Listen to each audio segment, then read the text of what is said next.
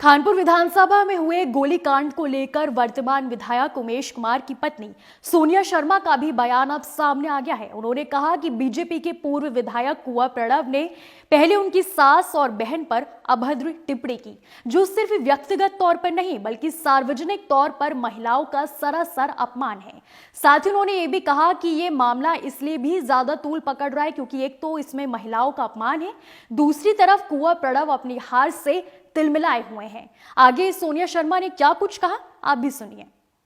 पूरा घटनाक्रम देखा जाए तो नगर पंचायत नगर निगम के चुनाव चल रहे थे।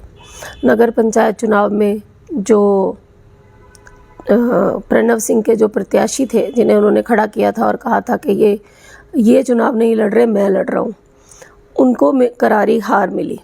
उसके बाद प्रणव सिंह को इतना बुरा लगा कि उन्होंने उमेश कुमार के बारे में अपनी फेसबुक आईडी पे अनाप शनाप गालियाँ लिखी। इतना बुरा लिखा कि शायद सभ्य समाज के लोग उसको पढ़ना भी पसंद नहीं करेंगे। इतना गंदा लिखा है। उनकी माँ को, उनकी बहन को इतनी बुरी तरह से गालियाँ दी हैं। यहाँ तक कि इतने ऐसे भद्दे शब्दों का उन्होंने इस्तेमाल किया जो कि बहुत ही निंदनीय है। उसके बाद उमेश कुमार हो या कोई भी व्यक्ति हो जिसकी माँ को, बहन को इतनी गंदी गालियाँ सोशल मीडिया के माध्यम से दी जाएंगी तो उसको गुस्सा आना संभव है। जैसे ही उमेश कुमार ने वो पोस्ट पढ़ी, लोगों ने भेजी कि देखिए क्या लिख रहा है प्रणव सिंह। उमेश कुमार को गुस्सा आया और वो उनके घर गए बात करने के लिए। रुड़की आवास पे गए। रुड़की आवास पे जब वो नहीं मिला प्रणव सिंह, तो वो उनका एक आवास उनका लंडौरा में भी है, लंडौरा आवास में गए। सिर्फ बाहर से उन्होंने आवाज़ लगाई कि बाहर निकल। जब वहाँ से कोई बाहर नहीं निकला तो वो तुरंत लंडौरा से वापस आ गए अपने कार्यालय।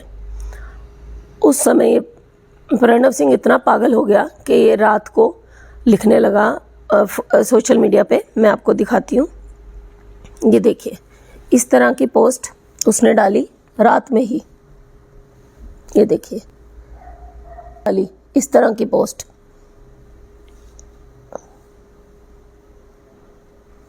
इस तरह की पोस्ट रात में ही उन्होंने डाली और अगले दिन उमेश कुमार ने लिख दिया था, सोशल मीडिया से इन्फॉर्म कर दिया था अपने समर्थकों को कि 5 बजे लक्सर कार्यालय पे हम एक मीटिंग करेंगे, उसमें डिसाइड करेंगे कि क्या करना है।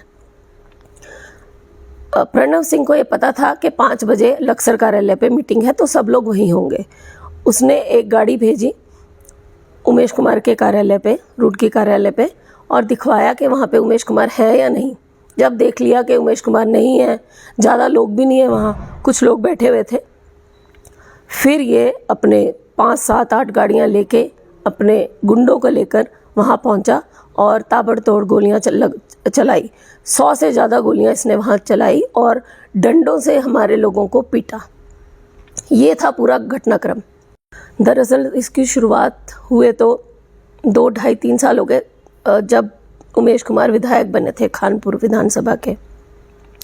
जब उमेश कुमार ने प्रणव सिंह की पत्नी देवयानी, जो उस समय भारतीय जनता पार्टी की प्रत्याशी थी, उन्हें हराया था, उसके बाद प्रणव सिंह उस हार को पचा नहीं पाए क्योंकि पिछले 4 टर्म्स के वो विधायक थे कानपुर विधानसभा से, तो वो उस हार को पचा नहीं पाए और उमेश कुमार को बार बार सोशल मीडिया पे गलत शब्दों का इस्तेमाल करते रहे। कभी कुछ कहना, कभी कुछ कहना, यहाँ तक कि वो मेंढक भी कहते हैं उन्हें। और हमारे समर्थकों ने भी उनके बहुत से नाम रखे हैं प्रणव सिंह के, मगर आपने कभी नहीं सुना होगा कि हम उमेश कुमार ने कभी भी कोई अभद्र भाषा उसके खिलाफ, प्रणव सिंह के खिलाफ बोली हो, क्योंकि नेता हैं, उमेश कुमार भी नेता हैं और वो भी नेता हैं। तो इस तरह जो नेता करते हैं वही उनके समर्थक भी फॉलो करते हैं। हमें तो एक मिसाल बनानी चाहिए, नेताओं को एक मिसाल पेश करनी चाहिए समाज में, ना कि एक दूसरे को अभद्र भाषा प्रयोग करके ये दिखाना चाहिए कि आप कितने नीच हैं। वो इतनी गंदी भाषा यूज़ करते हैं। तो ये शुरुआत तो तब से हो गई थी। आए दिन प्रणव सिंह उमेश कुमार को उकसाते हैं, कुछ गलत गलत बोलते हैं, मगर उमेश कुमार उनको जवाब देते हैं, परंतु सभ्य भाषा में। कभी कोई असभ्य शब्द उन्होंने इस्तेमाल नहीं किया, कभी उन्होंने माँ बहन की गालियाँ नहीं दी, कभी उन्होंने कुछ ऐसा गलत नहीं कहा, और गुज्जर समाज का उन्होंने हमेशा सम्मान किया है। ये कहना कि उमेश कुमार गुज्जर समाज के खिलाफ है, ये तो बिल्कुल गलत है। ये तो अफवाह फैलाई जा रही है। ये जान के प्रणव सिंह और उनकी पत्नी ये काम कर रहे हैं उमेश कुमार के खिलाफ, गुज्जर भाइयों को भड़काने का। हमारे पास बहुत से ऐसे वीडियो आ रहे हैं। अभी शायद कल रात भी देवयानी एक गांव में गई और वहां गुज्जर लोगों को इकट्ठा करके उमेश कुमार के खिलाफ भड़का रही थी। वो भी वीडियो हमारे पास आया। तो ये खुद ही गलत काम कर रहे हैं। मैं गुज्जर भाइयों से ये निवेदन करूंगी कि इस तरह बहकावे में ना आए और ये देखें कि उमेश कुमार सर्व समाज को साथ लेके चलते हैं और सबके लिए कार्य कर रहे हैं।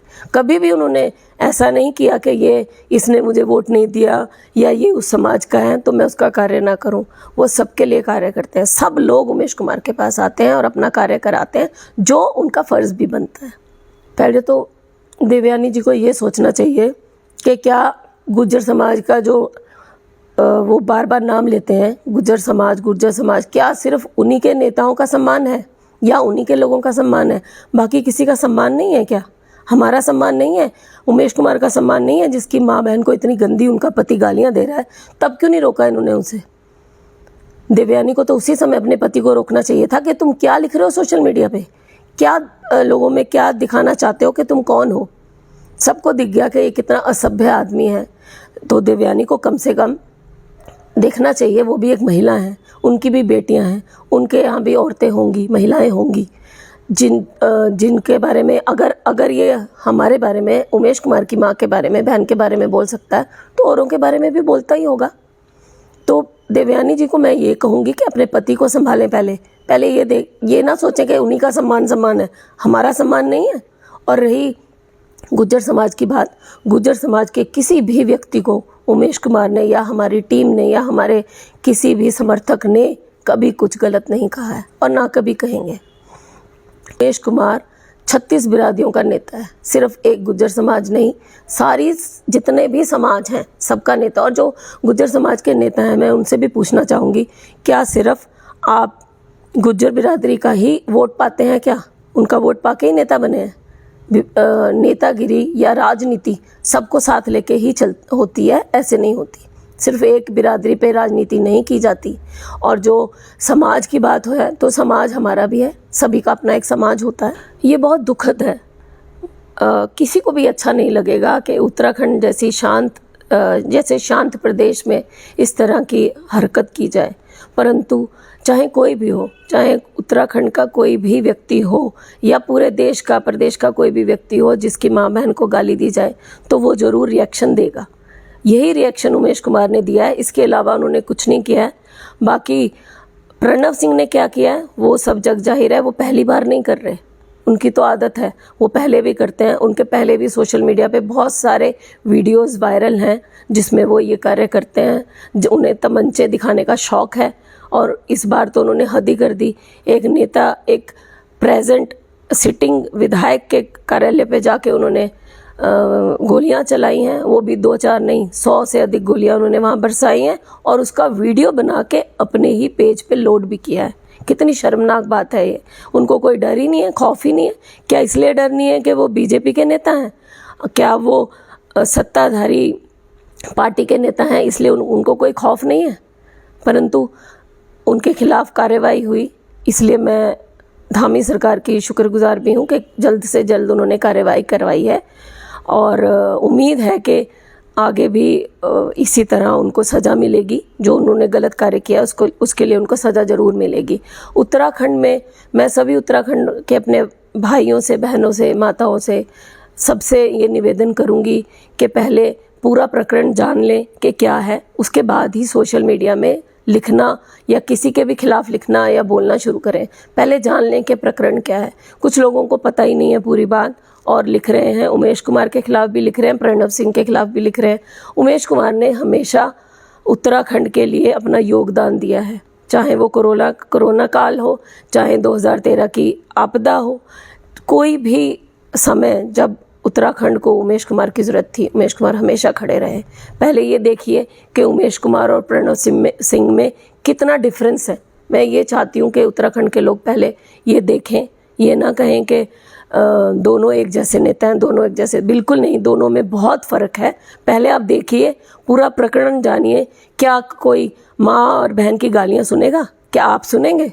कोई नहीं सुनता। तो रिएक्शन देना तो बनता था, परंतु फिर भी मैं ये कहूँगी जो कुछ भी प्रकरण हुआ है वो बहुत दुखद है।